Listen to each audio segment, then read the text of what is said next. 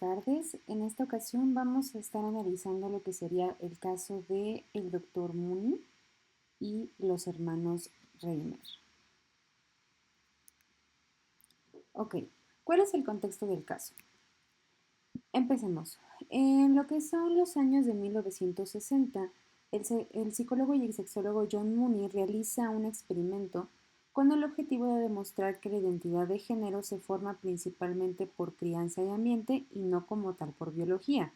Esto quiere decir que el doctor básicamente que deseaba demostrar que no importaba el código genético o no importaba el cómo tu gen te designara un sexo, simplemente si tú eras criado o criada conforme si quisieran que fueras, te comportaras como mujer o como hombre, es la expresión de género que tú ibas a llevar toda tu vida.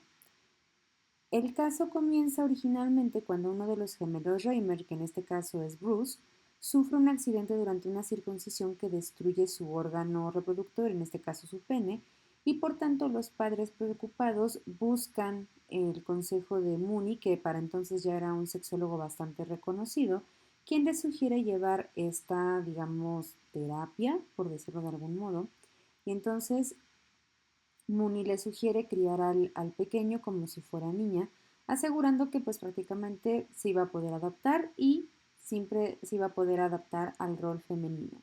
Por lo tanto, sus padres comienzan a llevar esta dinámica, donde su hijo pasa ahora a ser llamado Brenda. ¿Cómo se desarrolla este experimento? Bueno, como bien se comentaba, Bruce es renombrado como Brenda y además es criado como niño, es decir, se le asignan pues todos los papeles y roles de género asignados a la época, que se les daban vestidos, se le impulsaba a jugar con amigas, con muñecas, lo cual por cierto a Brenda, en este caso para poder como ubicarnos en el tiempo de la historia, no le gustaba, de hecho se sabe que destruía constantemente vestidos, rompía muñecas y se sentía totalmente aislada porque además los niños, pues obviamente tenían una percepción de cómo debía verse una niña de la edad y claramente, o sea, la fisionomía expresaba otra cosa en el caso de Brenda, porque aunque tomaba inhibidores y además tomaba también bastante estrógeno, sus rasgos no cumplían todas las características de lo que se consideraba una niña e incluso la llegaban a llamar la niña cavernícola.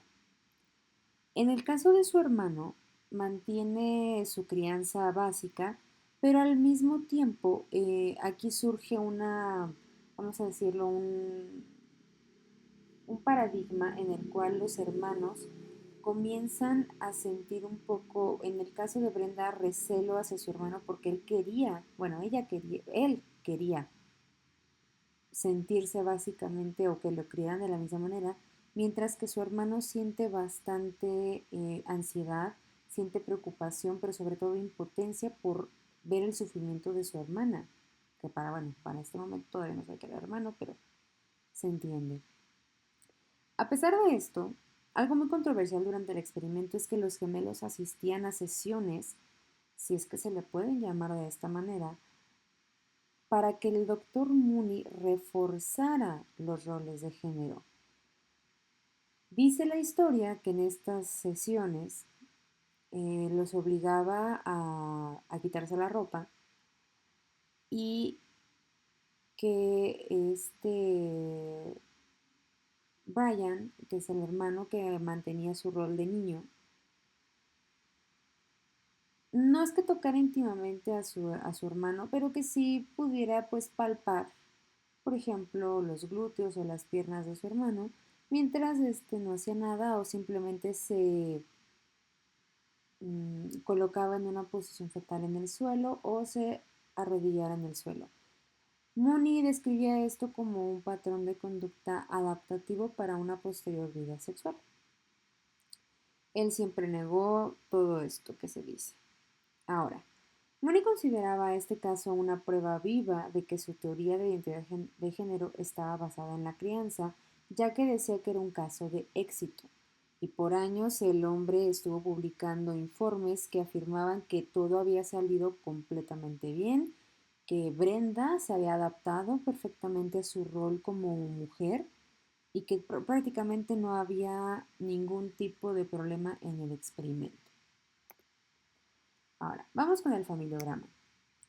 En este familiograma podemos ver a Janet Raymer, que está en un circulito porque pues es un género femenino, y Ronald Raymer en un cuadrado que es masculino. Ambos son los padres de los gemelos Raymer, quienes tienen a sus hijos que son Ronald, perdón, Brian Raymer y Bruce Raymer. Aquí en este caso podemos ver, yo los coloqué a ambos en cuadrados, ¿por qué? Porque pese a que a Brenda la trataron mucho tiempo como niña, ella en la adolescencia, a los 15 años para ser específicos, descubre, bueno, le vuelve a reintroducirse en su género oficial, ya que sus padres, tras ver toda la ansiedad, depresión y de ideación e intentos suicidas que sufre su hijo, simplemente le revelan la verdad y este se somete nuevamente a un cambio de género, una reconstrucción para poder volver a adaptarse a la vida masculina, pero ya no utiliza su nombre de nacimiento, por así decirlo, ahora se le adapta al nombre de David. Así que de aquí en más le vamos a conocer como David Raymer. En este caso, David Raymer está en un doble cuadrado porque fue el objeto principal del experimento y además está en un tache porque David comete suicidio en el 2004 y su hermano también sufre pues varias consecuencias psicológicas que lo llevan a mantener un constante estado de ansiedad, depresión. De hecho, su hermano sufre lo que se considera el trastorno del superviviente, es decir, que siente culpa porque él sí salió bien de la operación que le hicieron, la circuncisión que le hicieron de bebés, y por tanto empieza a pasar por distintos procesos que finalizan tristemente con el suicidio en el 2002. Ahora, antes de estas terribles consecuencias, David tuvo un tiempo en el cual pudo adaptarse perfectamente a la vida masculina, obtiene un trabajo e incluso se casa con una mujer llamada Jane Raymer, conocida posteriormente, quien anteriormente ya había estado casada, se separa de su anterior pareja, con quien tuvo 3 hijos, y entonces David no solamente obtiene una esposa, sino que además se convierte en padrastro de estos chicos y lleva una vida cotidianamente normal. Sin embargo, cuando el caso sale a la luz, transgrediendo totalmente lo que sería el consentimiento informado y la confidencialidad, entonces se ve acosado por los medios, lo despiden y hasta su esposa, Jane Raymer, se separa de él y es por eso que en el lazo que une a Jane con David hay 2 rayitas que significa la posterior separación del matrimonio. Ok, ¿cuál fue la ética transgredida en este caso? Para empezar, los derechos y la dignidad. La dignidad de David fue totalmente negada al imponerle una identidad de género contraria a la que él experimentaba. Y ojo, no estoy diciendo que, bueno, es que no sabía cuál era su género. Durante toda su infancia mostró signos claros de rechazo hacia expresarse como en el género femenino. Entonces, ahí, aunque oficialmente podemos decir que un menor no tiene la capacidad de elección, sí tiene la capacidad de expresión. Y su expresión de género no era la femenina. Entonces, ahí su dignidad fue transgredida y por supuesto no se le dio ninguna posibilidad sobre decidir tanto sobre su vida como su desarrollo personal durante estas primeras etapas. Aquí también se transgrede lo que es el cuidado responsable, ya que el doctor Mooney somete a David a prácticas y presiones que profundizaron pues en su sufrimiento psicológico, sobre todo dándole prioridad a lo que sería la defensa de su teoría y sobre todo los intereses personales que tenía el doctor sobre el bienestar del paciente.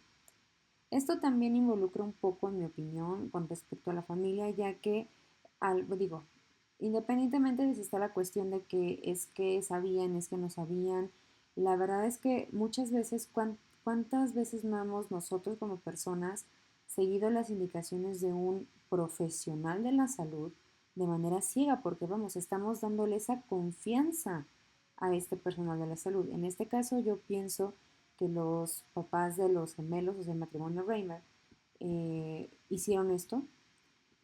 Lamentablemente tuvo consecuencias terribles, tuvo consecuencias graves, porque le dieron todo el privilegio y no pusieron en duda nada de lo que les decía el doctor durante prácticamente 15 años, hasta que vieron que su hijo ya estaba tomando un camino bastante peligroso con respecto a la ideación suicida, es cuando deciden retirarse del cuidado del doctor Mooney, quien claramente no tenía ningún cuidado responsable con sus pacientes.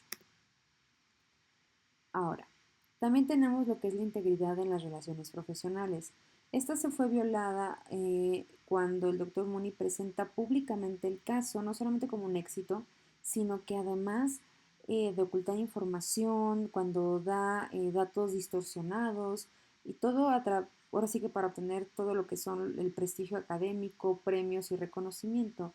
Aquí prácticamente estamos viendo totalmente violada lo que sería la relación y confidencialidad que debió de haber tenido el doctor. Ojo, no estamos diciendo que no deba ser presentado un caso, sobre todo si es un caso experimental, ok, puedes presentarlo, pero se tiene que guardar estricta confidencialidad, es decir, no vas a presentar al paciente de tu experimento como, ah, mira, él es esta persona, trabaja en tal lado, vive así, vive asado, come papas los sábados, no. Uno tiene que presentarlo de manera impersonal, género femenino, género masculino, a lo mejor la edad y cuál fue el proceso que fue llevando durante el experimento. Hasta ahí. No revelar datos confidenciales, información personal, porque al final esto fue lo que provocó el declive en la vida de David, quien ya empezaba a tener una remontura, por así decirlo, en su vida. Ahora también tenemos una transgresión a la responsabilidad hacia la sociedad. Cuando el doctor Mooney utiliza a David como un medio para validar sus teorías, no solo afectó su vida como individuo, sino que también dañó la imagen social de la psicología, dejando obviamente en evidencia los riesgos y las consecuencias tan graves que puede traer una práctica alejada de los valores éticos. Entonces, aquí no tuvo responsabilidad porque imaginemos que todos los médicos, doctores o científicos del mundo realizaran experimentos de este tipo sin ninguna ética profesional, las consecuencias serían totalmente aberrantes. Y bueno, aquí hablando de consecuencias, vamos a ver cuáles fueron. Con David, las consecuencias que sufrió fueron, bueno, el trauma psicológico que traía desde la infancia fue terrible. Ansiedad, depresión, rechazo, tuvo problemas de identidad de género, pero sobre todo el rechazo hacia sí mismo y que estaba agravado con el rechazo de la sociedad, además de que sufría mucha presión y manipulación médica, porque por supuesto esto también afectaba en su, ¿cómo decirlo?, en su práctica y en su convivencia diaria con su familia. Por supuesto que íbamos a tener problemas y consecuencias graves.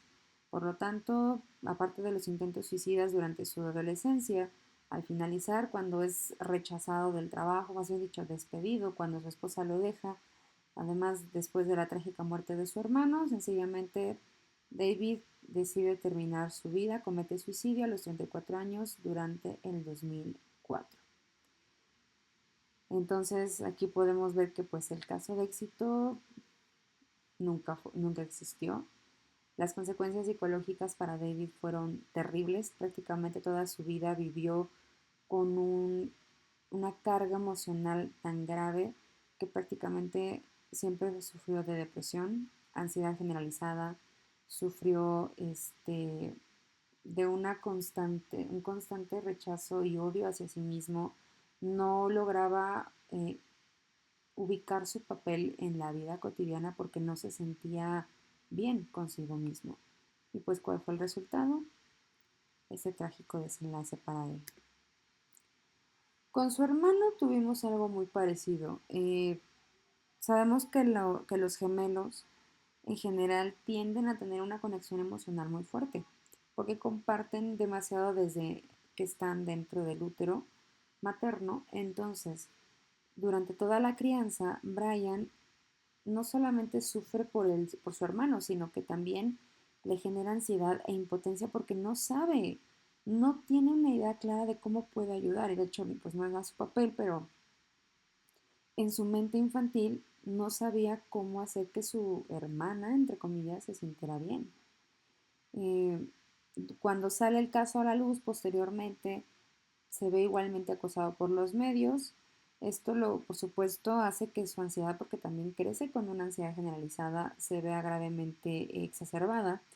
Finalmente, esto termina siendo un rasgo de lo que se considera o lo que se llama el trastorno del superviviente, que es un trastorno de culpabilidad en el cual, en este caso, Brian siente culpa por haber salido bien de la operación que le hicieron a los dos chicos durante pues, sus primeros meses de nacidos.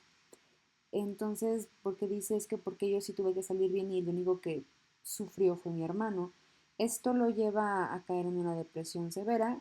Finalmente, para tratar de compensarlo, se vuelve dependiente de algunas sustancias psicotrópicas, las cuales terminan en su... No se sabe con certeza si fue voluntario o no, pero se considera un suicidio y termina falleciendo en el 2002. En el caso del matrimonio Reimer, bueno, su, ¿cómo podemos decir?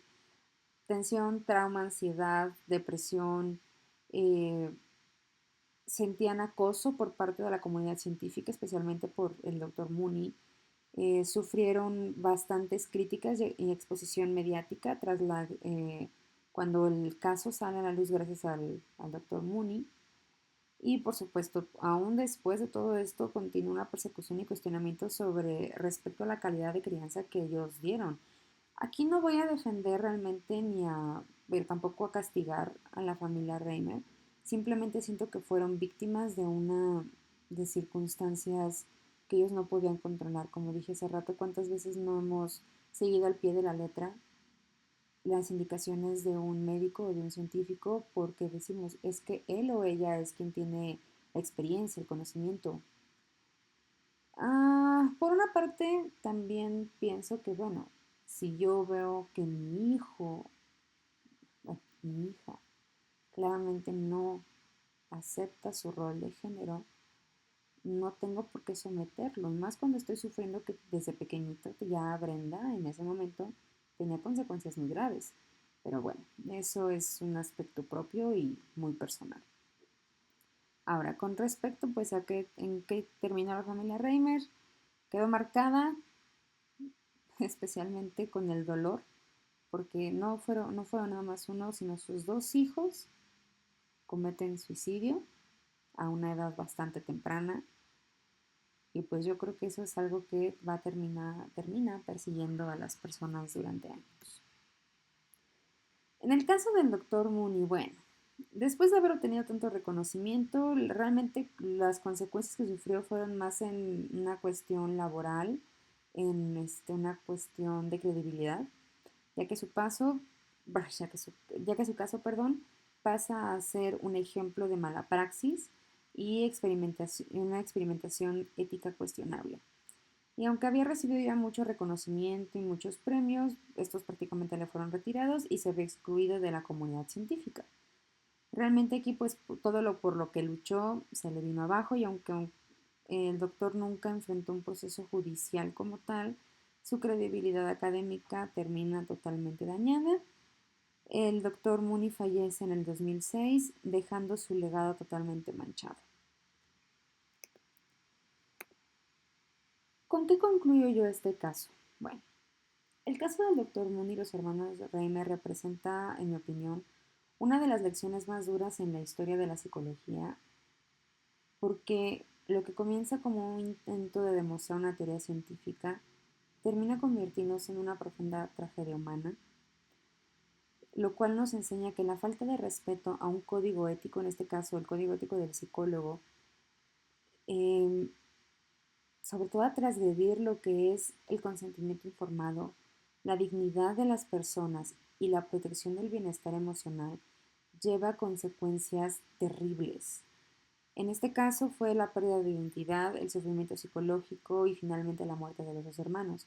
Pero esto nos deja de enseñanza que cualquier práctica científica, en este caso la psicología, estamos trabajando no solamente con vidas, sino con mentes humanas. Entonces, si uno no se guía con mucho cuidado y toma muy en serio el código ético, podemos terminar arruinando las vidas de otras personas, lo cual, si bien es cierto que en psicología no todos, o al menos no toda la carrera se basa en ayudar a las personas, por supuesto, el fin de la carrera no es perjudicarles. Pues eso sería todo de mi parte. Como tal, mis referencias pues fueron las lecturas que nos dejó el profesor y esperemos que esto nos sirva a todos de una como lección, un aprendizaje, porque recordemos que aquel que no conoce la historia está tristemente obligado a repetirla.